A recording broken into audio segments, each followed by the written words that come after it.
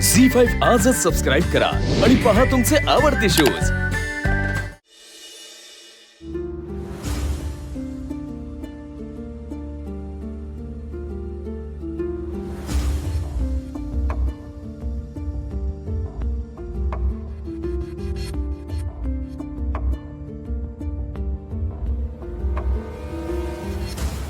थांब जरा।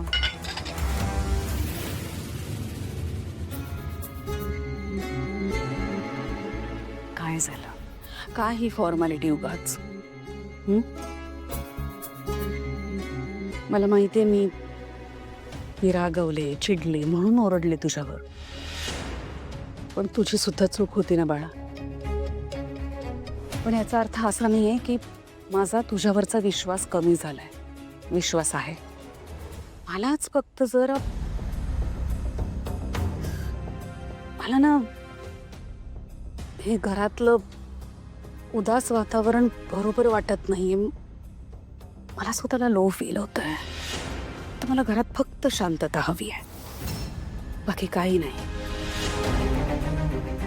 घरात जर का आनंद असेल ना तर खूप बरं वाटेल मला। आणि हो, आपल्यात दुरावा नको प्लीज।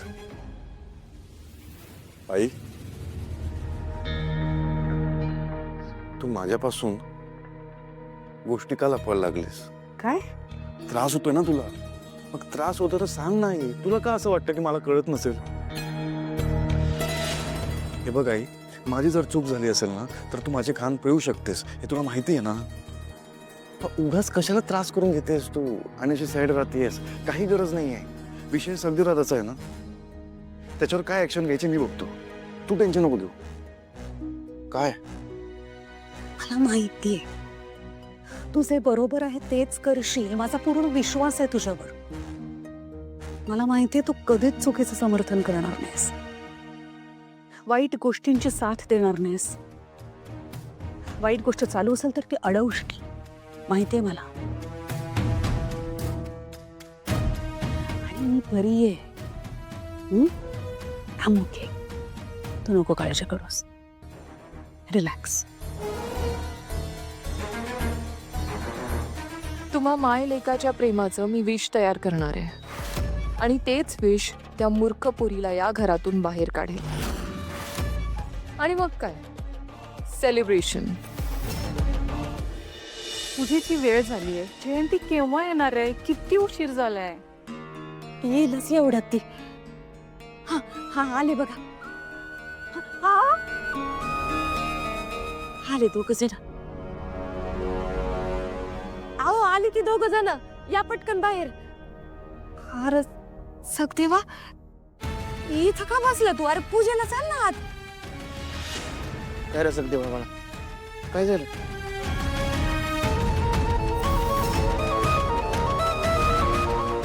बोल की काहीतरी, काय झालं? बाबा बाबा सगदेवा, अरे काय झालं? बाबा, पाण्याकडून खूप मोठी चूक झाली बाबा। रडतोय कशा पायी? अरे बोल ना, नाही सांगितलं तर कसं कळणार बरं आम्हाला? बोला ना, काय झालं ते सांगा जरा सगळ्यांना। कुठल्या तोंडानं सांगला माणूस? खोटं बोललेत आपल्याशी, खोटं। त्याला पहिली नोकरी लागली होती ना? कुठं लागली होती विचारा, विचारा ना। मी सांगते, बहिणीच्या घरात धुणी भांडी करत होता हा माणूस।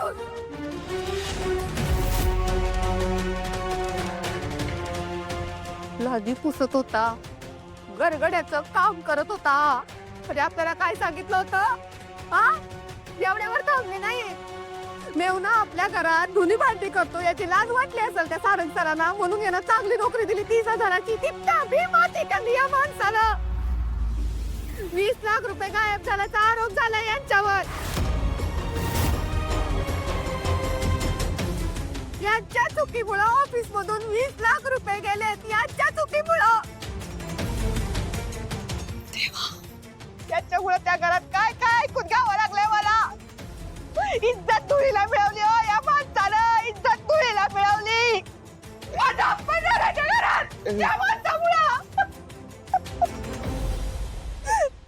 30,000 पगार मिळाला म्हणून केवढं डोक्यावर उचलून घेतलं होतं मी याला. पंचक्रोशीत गाजावाजा केला, माझ्या नवरा नोकरीला लागला, 30,000 पगार मिळाला, साहेब झाला, मोठं ऑफिस आहे. काय माती खात होता तो तुम्ही तिथं? काय माती खात होता तुम्ही तिथं? किती खोटं बोलला आमच्याशी.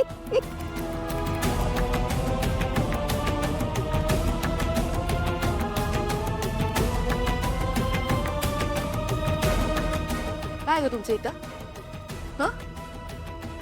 का आलात तुम्ही इथं? चला निघा निघा निघा. चला चला, पूजा पूजा काय होणार नाही. निघा तुम्ही, चला निघा. चल, चल, चल, चल. काय होणार नाही इथं. निघा. तुला म्हणत होते की या दगडाला कोण देणार आहे 30,000? ए सुप्रिया, असल माझा नवरा दगड. तुझा शिपाई आहे ना, जा घेऊन मिरव त्याला. जा.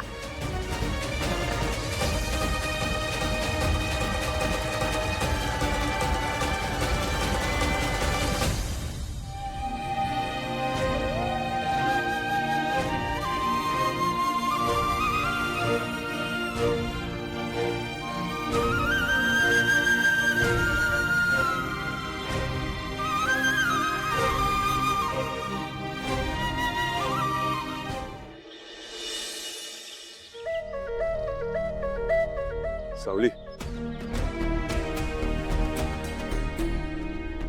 तुला काहीतरी सांगायचं आहे. रात्रभर तोच विचार करत होतो मी. बोला ना सारंग सर. सावली, आजपर्यंत ना मी मला जे योग्य वाटलं ना तेच करत आलो. त्यामुळे आईला बऱ्याच वेळेला मी दुखावलंय, तिच्या मनाविरोधात गोष्टी केलेल्या आहेत. पण जे योग्य आहे तेच केलंय. आता जे मी करणार आहे ना त्यामुळे कदाचित तू दुखावली जाऊ शकतेस. हे बघा सारंग सर, मला माहिती आहे तुम्ही काही चुकीचं करणार नाही, पण जे काय ते स्पष्ट बोला ना. सावली, जर गरज पडली ना तर सगळीतराच्या विरोधात ऍक्शन घ्यावी लागेल मला. पोलीस कंप्लेंट होऊ शकते हे मी तुला सांगतोय, कारण तुम्ही तुमच्या जागेवर योग्य आहात. उद्या कदाचित मी तुमच्या जागेवर असते तर मी सुद्धा हेच केलं असतं. मला माहिती आहे सारंग सर की सत्य शोधण्यासाठी थोडा त्रास सहन करावा लागतो, आणि मला अभिमान वाटतो तुमचा. तुम्ही कायम सत्याच्या बाजूने उभे राहता. अगदी तसाच अभिमान आणि विश्वास मला माझ्या सखदेव दादावर आहे. कारण त्याला ना मी लहानपणापासून फक्त विठ्ठलाच्या भक्तीत रमताना पाहिलंय. रस्त्यावर सापडलेली 10 रुपयांची नोट सुद्धा दानपेटीत टाकताना पाहिलंय. तो असं कधीच करू शकत नाही याची खात्री आहे मला. हा, तो चुकू शकतो आणि चुकीची शिक्षा मिळायलाच पाहिजे. हे बघ, दादाच्या नैतिकतेवर अविश्वास नाहीये, पण जर गरज पडली तर कठोर पावलं उचलावी लागतील मला, आणि कठोर पावलं उचलण्यासाठी मी बांधील आहे सावली. हेच सांगायचं होतं तुला.